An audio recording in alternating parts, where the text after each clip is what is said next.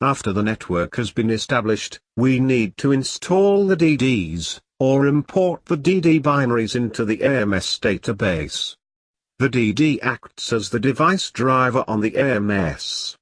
The AMS renders the user interface based on the DD and talks with the device making use of the HART commands as defined by the HART Foundation, Field Com Group.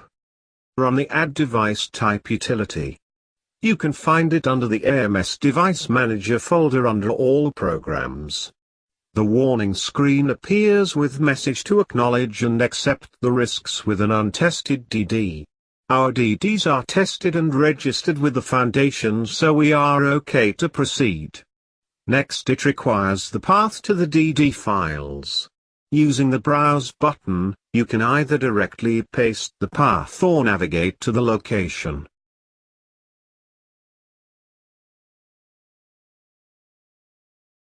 We need to provide the manufacturer's and device's name required by the host.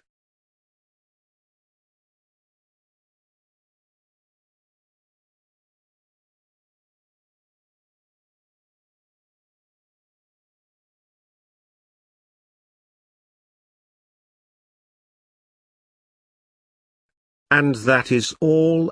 The DD has been imported successfully.